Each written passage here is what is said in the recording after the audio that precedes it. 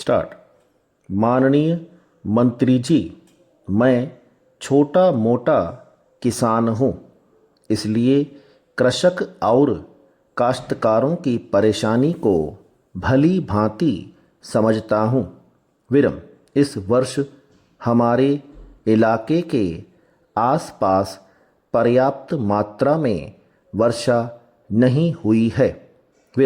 इस कारण से धान की रोपाई का कार्य नहीं हो पाया।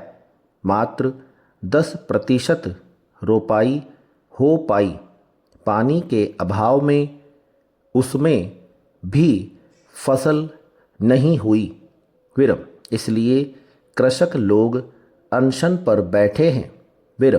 इस संबंध में कृषक ज्ञापन देकर प्रशासन से मुआवजा मांग रहे हैं। फसल बीमा राशि की मांग कर रहे हैं, किंतु उन्हें राशि नहीं मिली और न ही शासन की ओर से किसी प्रकार के राहत देने के संबंध में घोषणा की गई है। कृषकों का कहना था कि उन्होंने अपना कीमती जेवर जमीन गिरवी रखकर जून जुलाई में रोपाई का काम किया था।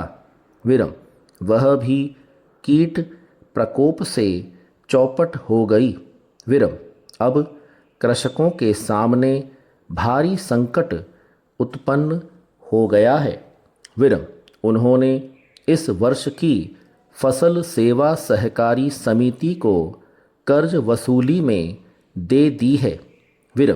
बाजार से लिया गया ऋण कैसे अदा करें, आने वाले समय में कैसे खेत की बुआई करें।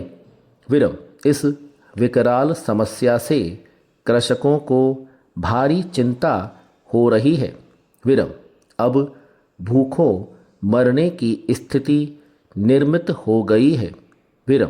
किसान इस समस्या को लेकर 5 दिनों से आमरण अनशन पर बैठे हैं।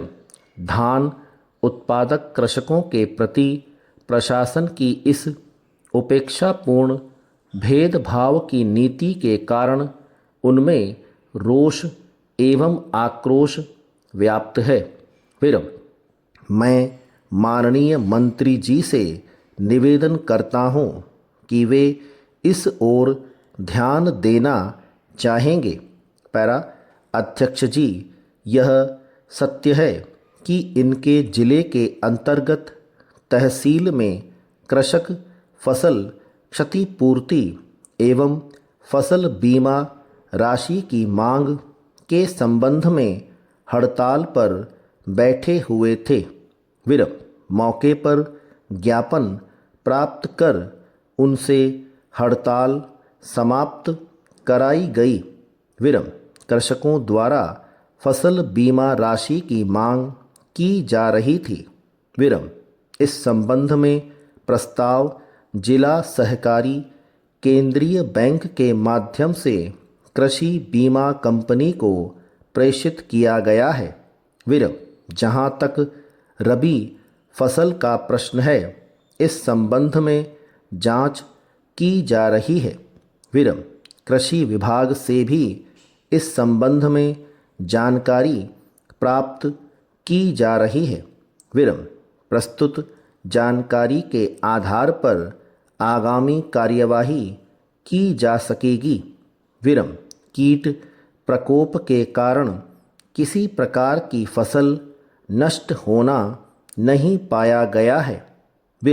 जहाँ तक भूख से मरने के संबंध में जो बात कही गई है, वहाँ तक यह स्थिति पैदा ही नहीं हुई है। शासन द्वारा धान उत्पादक कृषकों के प्रति कोई उपेक्षा भेदभाव नहीं किया जा रहा है और न ही शासन प्रशासन के प्रति कोई रोष या आक्रोश व्याप्त है। स्टॉप।